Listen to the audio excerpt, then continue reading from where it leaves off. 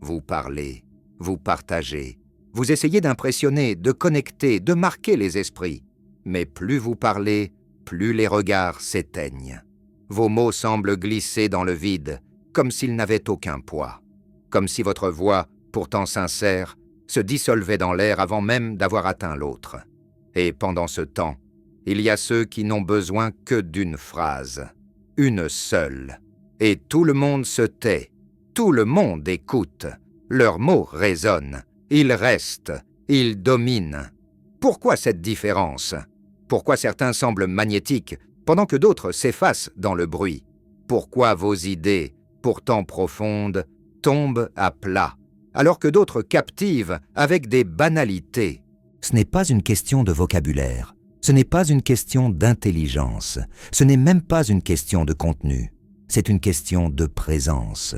La vérité est brutale, ce n'est pas ce que vous dites qui compte, c'est ce que vous incarnez quand vous le dites. Les mots sans présence sont du bruit, les mots sans silence derrière eux sont creux, les mots sans enracinement d'intérieur sont des feuilles mortes dans le vent. Les stoïciens l'avaient compris. Ils savaient que la parole n'est puissante que lorsqu'elle est soutenue par la maîtrise intérieure, par le calme, par la retenue, par la densité du silence. Marcus Aurelius écrivait « L'esprit devient teinté de la couleur de ses pensées. Mais ce que vous exprimez à l'extérieur ne peut jamais dépasser ce que vous incarnez à l'intérieur. Et c'est là que tout commence à basculer. Parce que vous pouvez parler avec éloquence, avec passion, avec logique.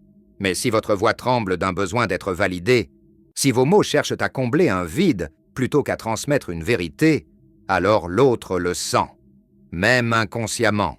Et il se ferme. Il se ferme parce qu'il ne sent pas de fondation. Il se ferme parce qu'il sent que vous parlez pour vous, pas pour lui.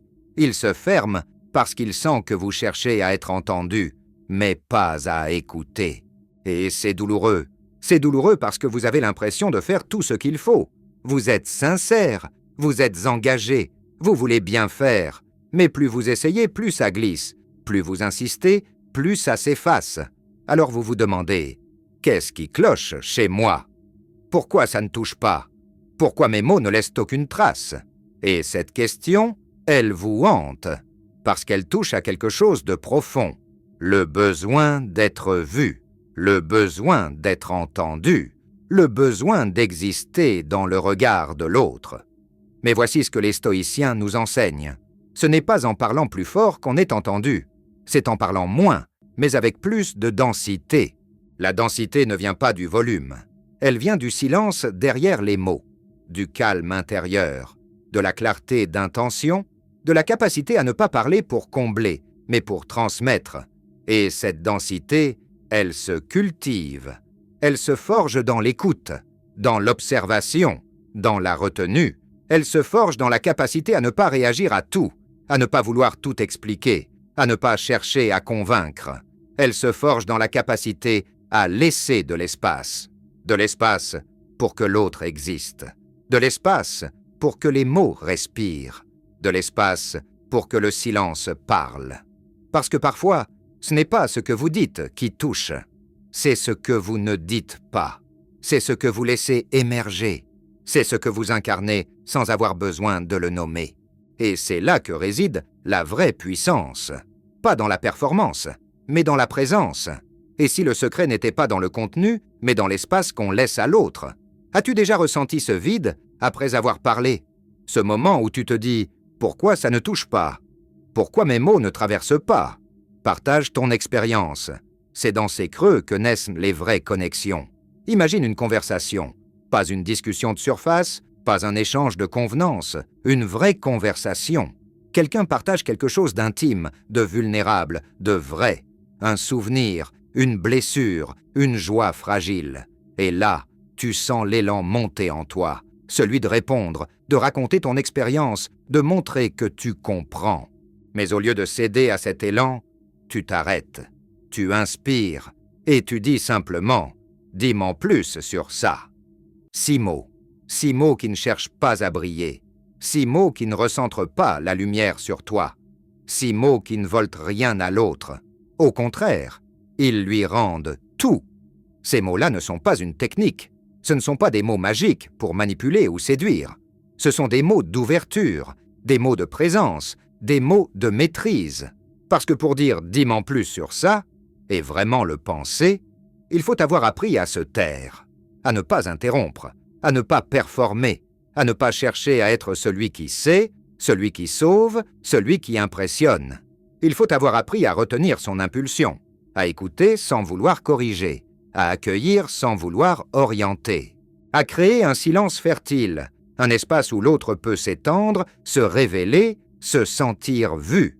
C'est une posture stoïcienne, une posture d'ancrage, une posture de souveraineté intérieure, parce que dans cette retenue, il y a une force rare, celle de ne pas avoir besoin d'être au centre, celle de ne pas avoir besoin de prouver quoi que ce soit, celle de pouvoir dire « je suis ici et je t'écoute ». Et quand tu dis « dis-m'en plus sur ça », tu ne fais pas semblant d'être intéressé. Tu ne joues pas un rôle. Tu ne prépares pas ta réponse pendant que l'autre parle. Tu es là, vraiment là. Tu honores l'expérience de l'autre. Tu valides sa présence. Et dans ce miroir offert, l'autre se sent digne, entendu, respecté. Et c'est là que la magie opère. Parce que dans un monde où tout le monde parle, celui qui sait écouter devient magnétique. Celui qui sait créer de l'espace devient rare. Et ce qui est rare attire. Tu n'as pas besoin d'être le plus intelligent dans la pièce.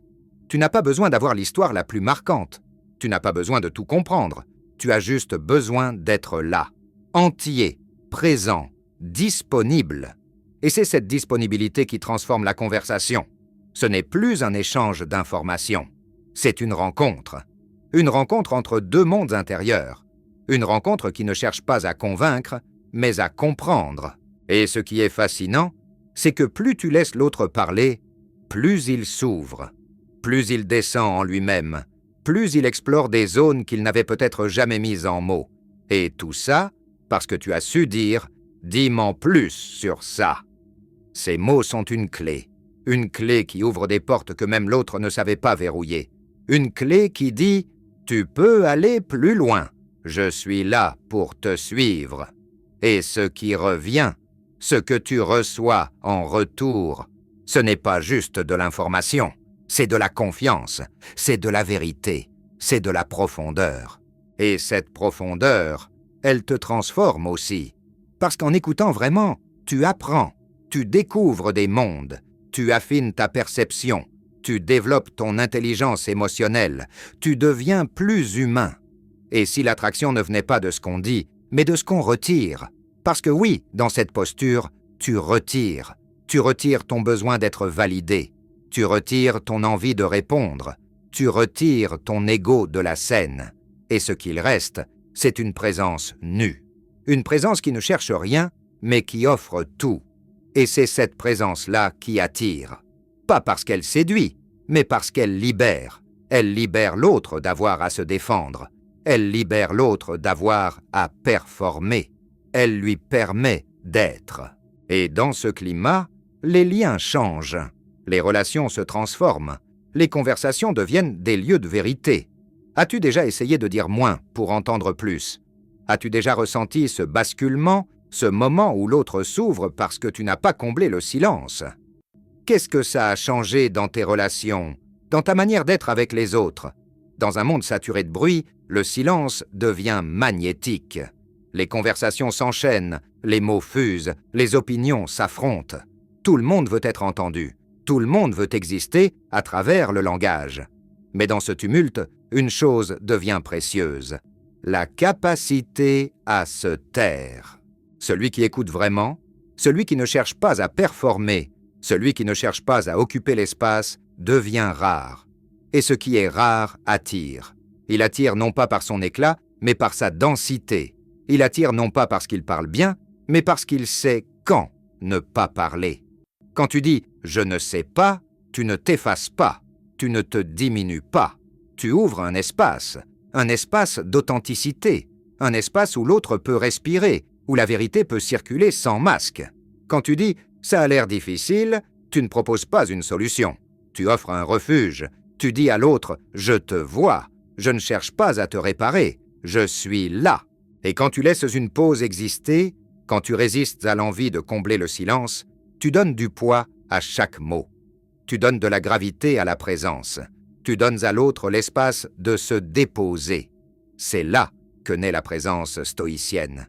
Ce n'est pas le retrait, ce n'est pas l'indifférence, ce n'est pas le mutisme, c'est l'engagement sans agitation, c'est l'écoute sans stratégie, c'est l'humilité sans effacement.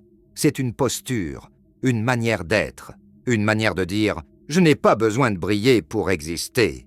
Je n'ai pas besoin de dominer pour être respecté.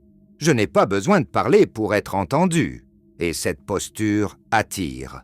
Elle attire profondément. Pas parce qu'elle impressionne, mais parce qu'elle libère l'autre.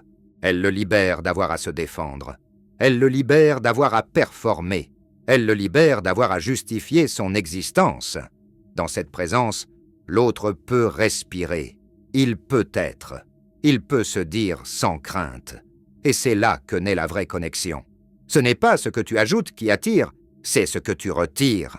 Tu retires le besoin de convaincre. Tu retires le besoin d'avoir raison. Tu retires le besoin d'être validé. Et ce qu'il reste quand tu retires tout ça, c'est toi. Toi dans ta densité. Toi dans ta vérité. Toi dans ta capacité à être là sans bruit. Et cette version de toi, cette version silencieuse, cette version présente, elle attire. Elle attire parce qu'elle ne cherche rien. Elle attire parce qu'elle offre tout. Elle attire parce qu'elle ne prend pas. Elle attire parce qu'elle accueille. Dans un monde où tout le monde essaie d'être remarqué, celui qui écoute vraiment se détache. Il devient un repère. Un point fixe dans le chaos. Un lieu de calme dans la tempête. Et les gens reviennent vers lui. Pas parce qu'il est spectaculaire, mais parce qu'il est stable, parce qu'il est sûr, parce qu'il est vrai. Quelle est ta manière à toi de créer de la présence? Est-ce que tu oses le silence? Est-ce que tu sais dire « je ne sais pas » sans te sentir diminué? Est-ce que tu sais offrir un refuge sans chercher à réparer? Partage ton expérience. Parce que c'est dans ces gestes simples, ces silences, ces pauses, ces mots retenus, que naît la puissance invisible de la présence.